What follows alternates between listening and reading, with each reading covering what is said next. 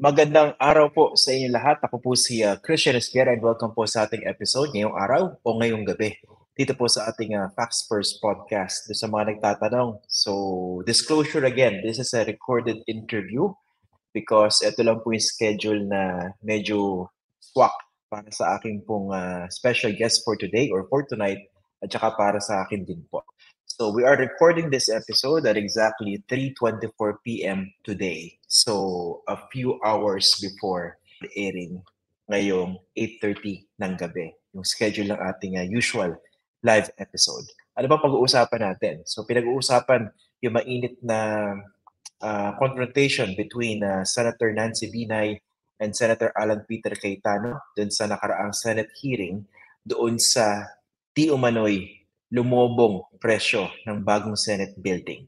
So nagkasagutan, medyo mahaba-haba yung sagutan nila Senators Nancy Binay and Senator Alan Peter Cayetano. So bubusisin natin ano ba yung issue talaga at bakit umabot sa ganun yung kanilang discussion. Of course, more importantly, pag-uusapan natin yung mismong issue. Meron ba talagang overprice? Meron ba talagang anomalya?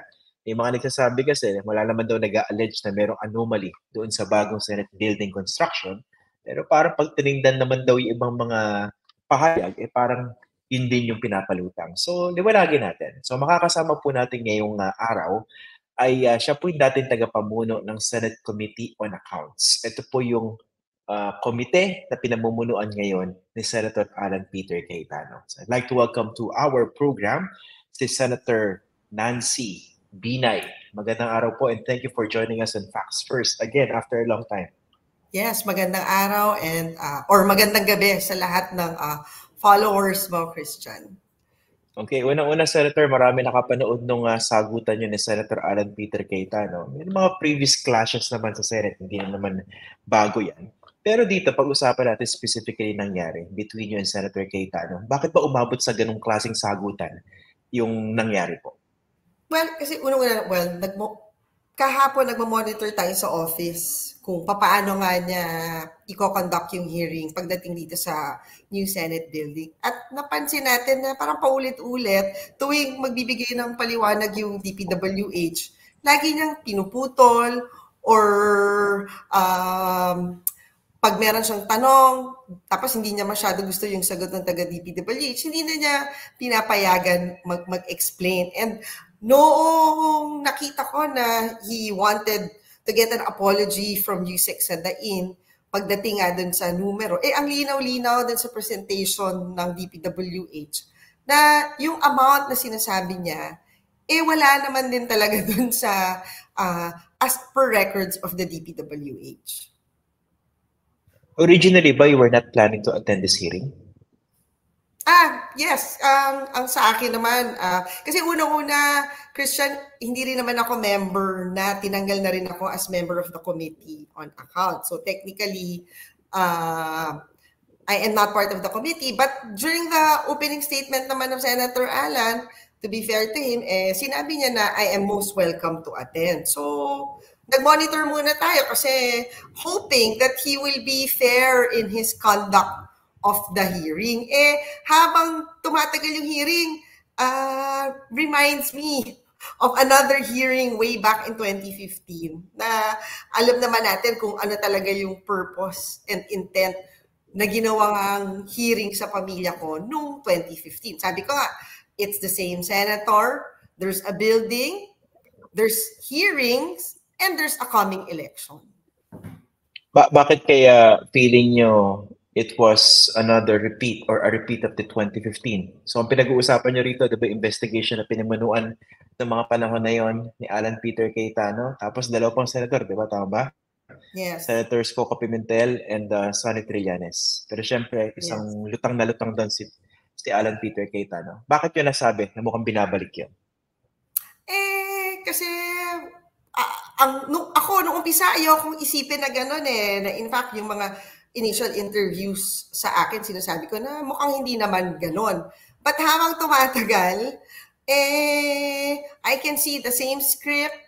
Lalong-lalo na kahapon, kitang-kita na it's the same template as what he did noong 2016.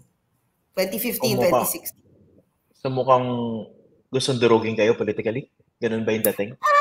I guess, para sa kanya, hindi ko alam, baka hindi pa enough yung EMBO sa kanya. Baka he wants more. Baka it's not just the EMBO, baka he wants Makati already. Kasi noong 2016, meron silang pinatakbo laban sa sister ko during that time. So, Nung baka tumakbo it's a si possible pagka-mayor. scenario. Pagdating ng 2025, di ba? Baka pwede nilang patakbuhin ulit.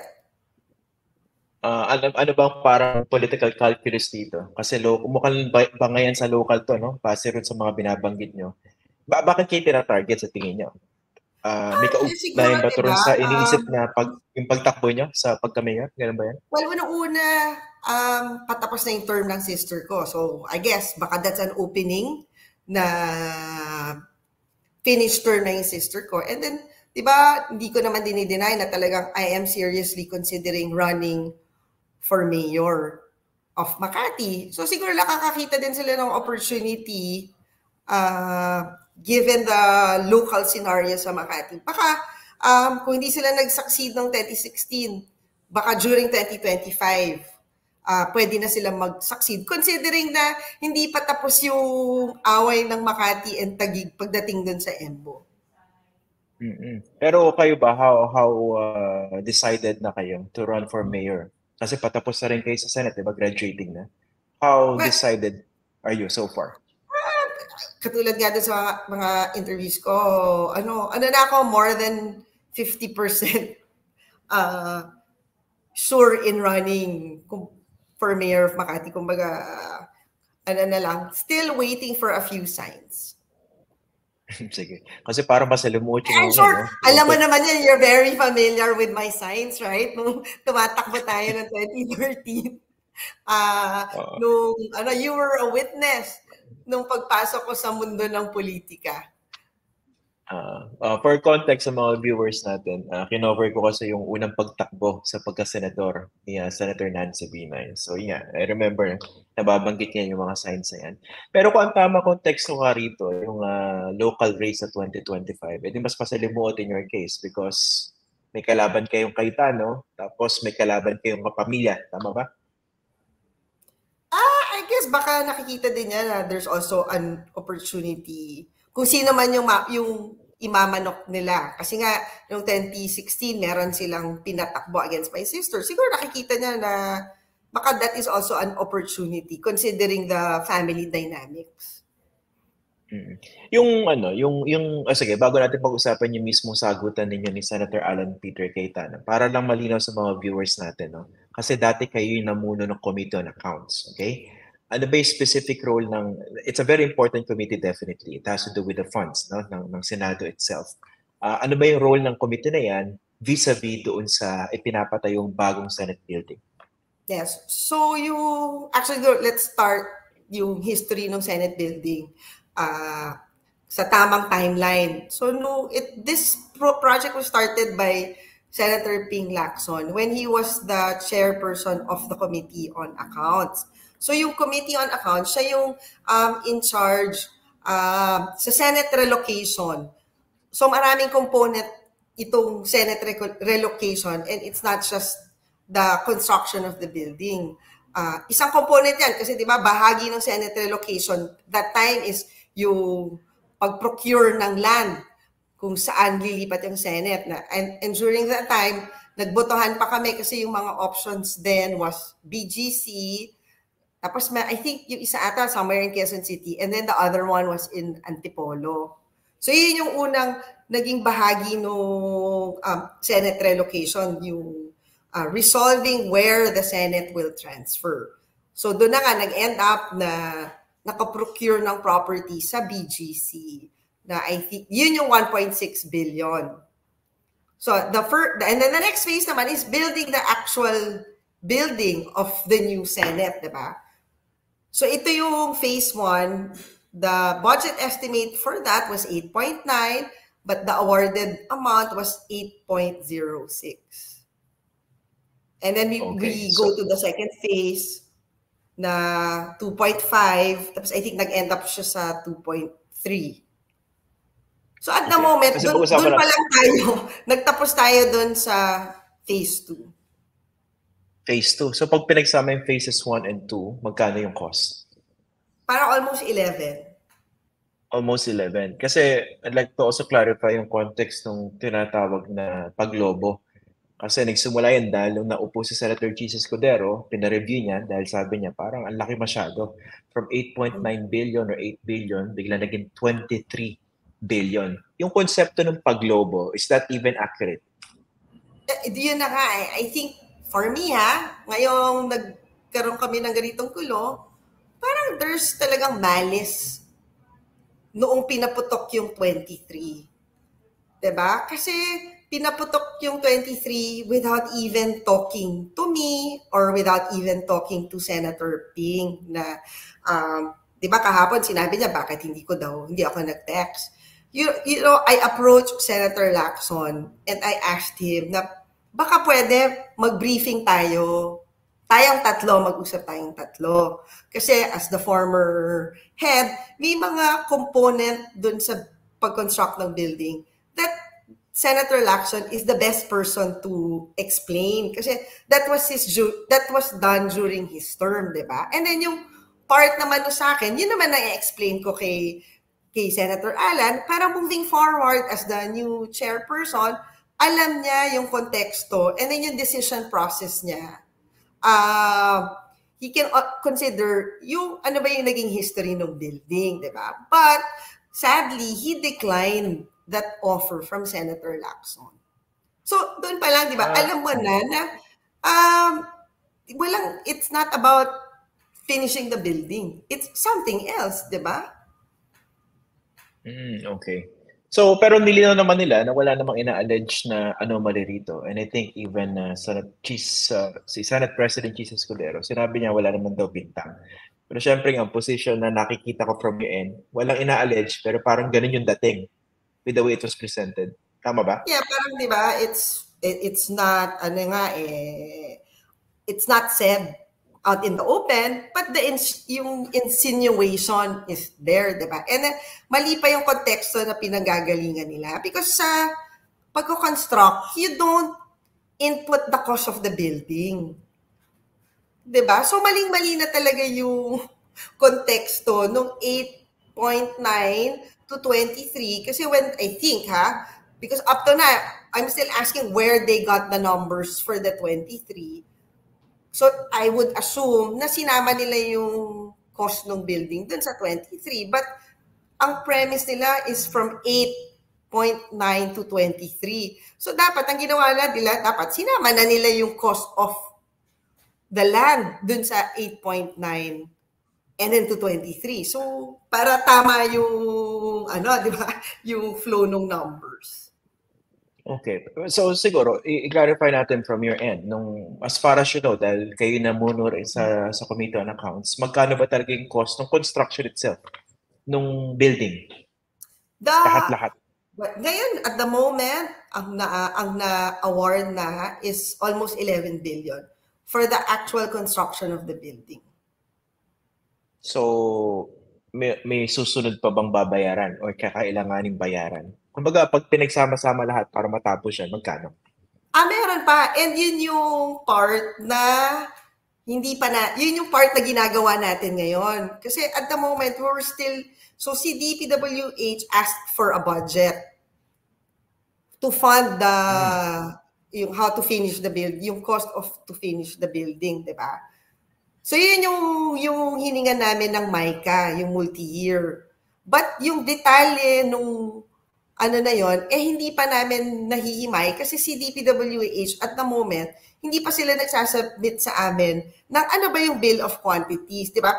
Siguro parang mas madali. Kasi di ba, for example, when you build a house, you would ask your contractor or architect na parang, okay, I want 100 square meter na bahay. Magkano ba yung going rate ngayon? Let's say 20,000. So you compute na 20,000 plus 100 square meters. Yun yung kailangan mong, kumbaga, itabi at i-fund, di ba? So yun, dun pa lang kami dun sa phase 3, yung works to finish, works to complete. Nag-submit lang sila ng budget.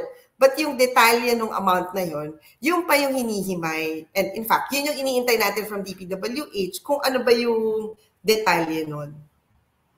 Pero dito sa Senate building, magkano ba yung budget?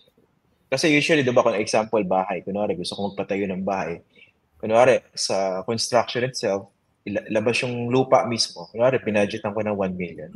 Di ba malinaw yun? Tapos kakausapin yung contractor. Pagkasyahin mo. Gusto ko medyo maganda, pero kung hindi kaya, basta pagkasyahin mo sa 1M. Dito sa new Senate building, magkano ba yung budget talaga para dun sa construction? Kasi, hindi ko din masabi na because the building itself, yung konsepto niya is design and build. So the numbers talaga is moving. But on the record, we asked for yung sa DPWH na part, they asked for 7. And they asked for 8, pero parang 7 lang ata yung binigay namin. Design and build. Kung gano'n, meron ba assurance siya na matatapos? Paano kung mag-iba yung political atmosphere sa chamber? Baka naman mabitin. May design, pero kalate yung nagawa. Yun na nga ngayon yung nangyayari, naman, because of the situation ngayon, natatamaan yung construction ng Senate building.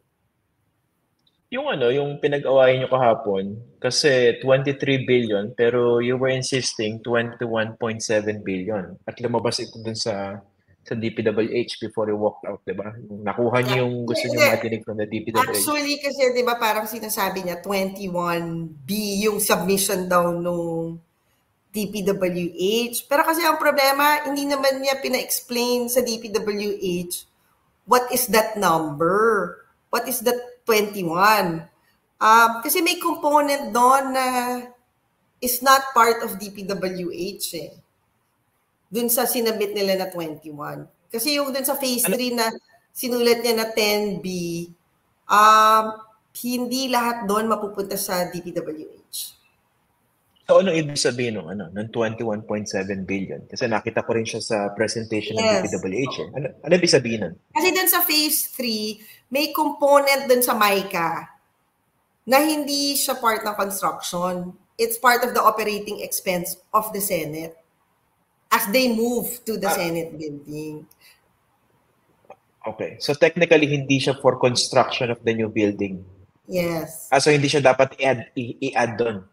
Yes. Hindi siya dapat i-add doon. Pero kasi when we requested the MICA, parang it's one amount, but that whole amount hindi mapupunta sa DPWH. So, hindi ko rin alam bakit sinama ng DPWH yung amount na yun. But, at the end of the day, hindi pa rin siya nagtutugma dun sa 23. Diba? Kasi paulit-ulit niyang pinapakita na 21, but ini-insist niya na 23. But he hasn't shown a document during the hearing that the 23 is part of the documents. Sa akin kasi, Senator, kaya ako tinatanong yung nitty-gritty. Kasi kung ang nag-observe nitong proceedings ay yung ordinaryong Pilipino, madali mag 1 plus 1 eh. Diba? Isipin niya, 8.9 lumobo ng 23. Tapos you're arguing na hindi, 21.7 bilang yan. Sa ordinaryong pagtingin, laki pa rin nun. Pero meron palang ganyan nuances. So, how should that be explained? Kasi pera ng bayan ang pinag-uusapan dito. Sa akin nga, ang nakakalungkot lang kasi nahaluan na nga ng ng intriga, diba? So, at the end of the day, for me, ang concern ko nga, it's the institution. Yung Senado, yung matatamaan. Because when hindi nila nakita kung saan kami nanggaling, kung bakit namin in-approve itong pag-transfer ng Senate. Kasi alam mo ba, Christian, dito sa GSIS, we're paying almost 400 million a year. And then, dito sa open space na parking, we're already paying 100 million. And every year, nag-e-escalate yung cost na yon. So we've been spending ilang years already for a property that is not owned by the Senate. Hindi ba din naman karapat-dapat na na ang Senado ng Pilipinas ay may sariling bahay. So yun yung naging because for us, parang we were bleeding 400 million every year. Kasi nga nagbabayad kami dito sa GSIS ng 400 million. Agree naman kasi pag doon sa mga viewers natin na hindi familiar sa Senate, pag pumasok kayo sa Senate building, umuupa sila dyan. Tapos pag nakita niyo yung session hall, mas maganda pa ibang City Hall session halls na nakita ko. Yes. Masyado maliit. Maganda pa yung City Hall ng Makati. Pero, and then yun din yung naging rational nga. Kasi di ba parang we've been invited for yung mga parliamentary exchange. So, bumabiyahe kami abroad and nakikita namin yung Senate ng ibang bansa. And then we also invite them to visit our Philippine Senate. And yun na nga, Christian, nakita mo naman yung session hall namin na parang talaga namang it does not, hindi talaga siya yung prestige tsaka yung karangalan ng Senado ng Pilipinas. Walang-wala talaga dun sa present facilities namin dito sa GSIS. I agree on that point, Senator. Babalik ako, diba? How do you explain? Wait, sige, babalik ko lang. Diba? Isang punto lang. It's a normal, di ba yung mga kababayan natin, at the end of the day, they still want to own their own house, di ba? Yung hindi lang puros upa. At some point, they want their own asset. And pag natayo na to, asset na to ng Senate of the Philippines. And at some point, parang I'm not just sure kung ilang years, magkakaroon na siya ng return on investment na technically parang nabayaran na or nabawi mo na yung nagastos mo dun sa building. Okay. Pero yun nga, I agree na masyado maliit yung Senate session hall in particular. Hindi masyado maganda, sa totoo lang.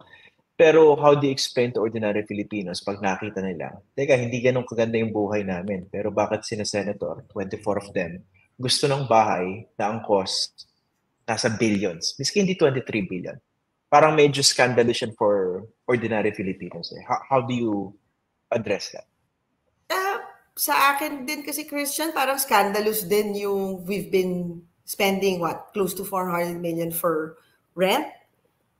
Diba? And siguro babalikan ko lang, kami naman dito sa Senado, we always fund yung mga school buildings, housing, na I think ina-address din naman namin yung mga ganong issues.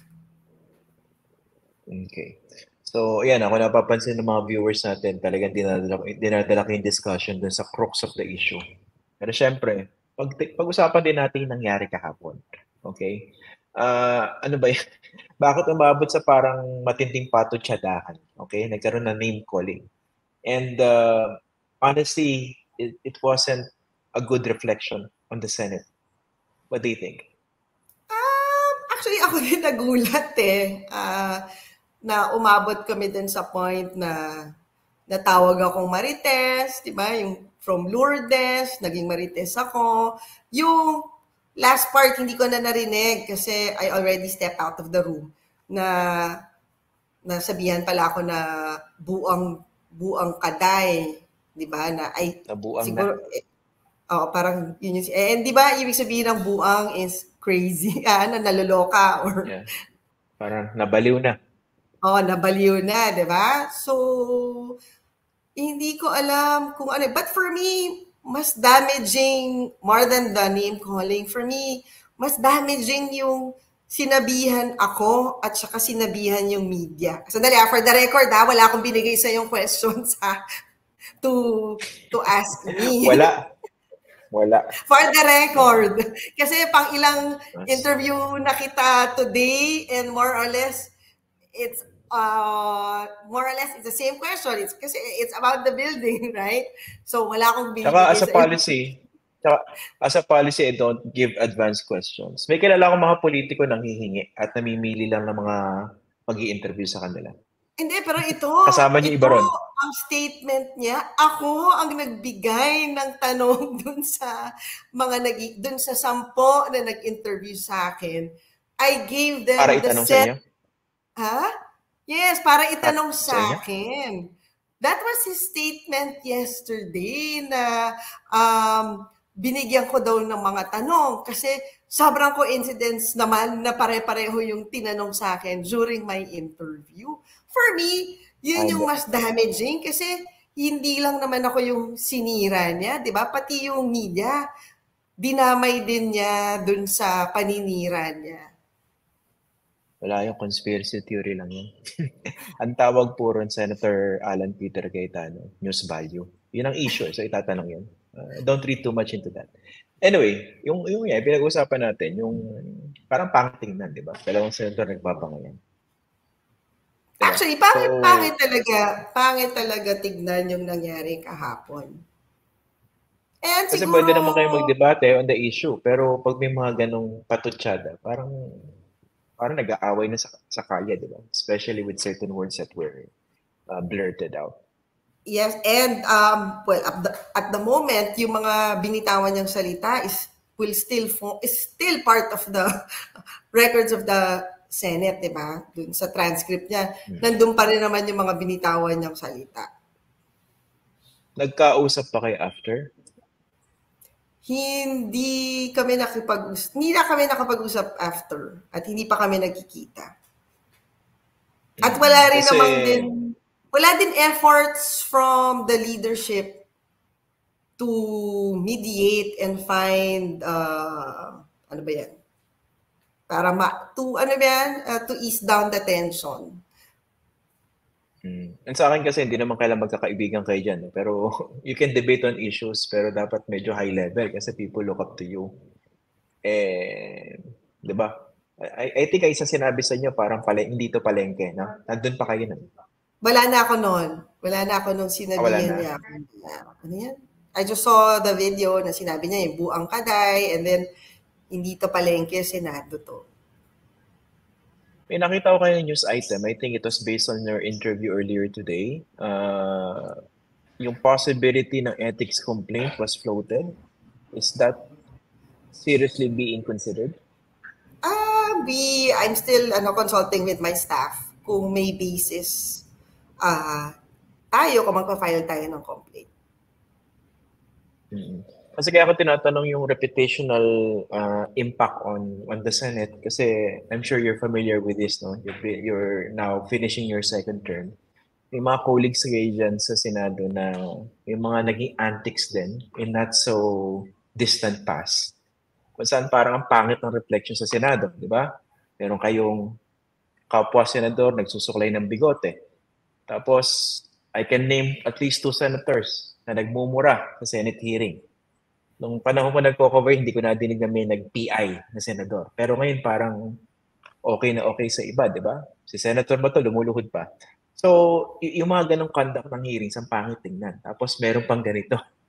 Yung dalawang veterano nag-aaway, no? So, siguro sa pagtatapos, how do you think this has affected the image of the Senate and what can be done to somehow improve the reputation? I guess this is a challenge to the new leadership, di ba? Isa yan siguro dun sa dapat i-address ni SP Cheese, ni SP Escudero, kung paano niya ma-elevate ulit yung status ng Senado considering sa mga nangyari, lalong-lalo na yung kahapon. Okay, sige. Senator Nancy Binay, thank you very much for joining us tonight or today. Thank you. Ayan. For the record, walang advanced questions to. Baka masyadong may mga suspicious dyan, ha?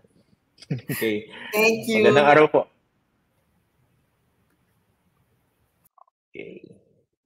Ayan, si Senator Nancy Binay na kasama natin for our episode for tonight.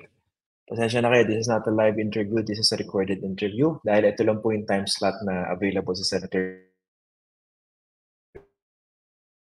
Binay. O napaisip po kayo na buti Senator Alan Peter Cayetano na nakipagkutsaba sa mga media na nag-interview sa kanya, nagbigay daw siya ng advanced questions. Well, I don't play that game. Ayan. So, hindi ako nagbibigay ng advanced questions eh. And siguro, FYI dun sa ibang mga viewers natin.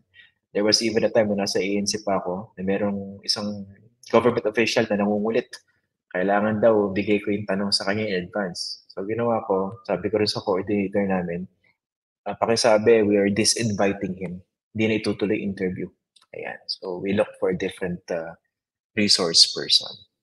So ayan, kung napansin nyo yung pagkakalatag natin ng discussion ngayon, of course, pinag-usapan natin yung away between the two senators, pero more importantly, tumutok tayo sa issue nitong Senate building. Okay? Because honestly, talaga scandalous yung presyo for ordinary Filipinos. Masyadong malaki. So at the very least, the senators, especially those who were involved in the planning during the early stages, siguro should come clean and mas ipaliwanag ito ng mabuti. In that case, also para ma-minimize yung damage, for instance. Kasi kung meron din talaga mga politiko o kapwa senador sila na ini-exploit itong issue for political purposes, so makakabuti naman kung hindi lang nila sasagutin ito at kundi ipapaliwanag sa ating mga ordinaryong Pilipino kung bakit nga ba ganito kamahal yung pagpapatayo ng Senate building. I even heard some people commenting na hindi masyado maganda yung design ng Senate building. I tend to agree. Ako personally, hindi ako masyadong nagagandahan. Mukha siyang extension ng SM Ora. Pero that's just me.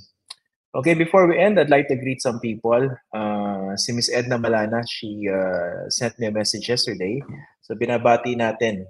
Ngayong araw, July 4th, si Engineer Yoli Reyes. Yan, happy birthday po. Tapos si Piwi Del Villar, binabati natin siya.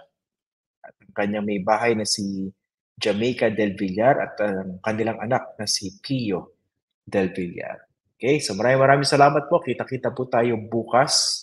So tomorrow, live episode na po tayo uli dito sa ating Facts First podcast. Ako po si Christian Esguerra.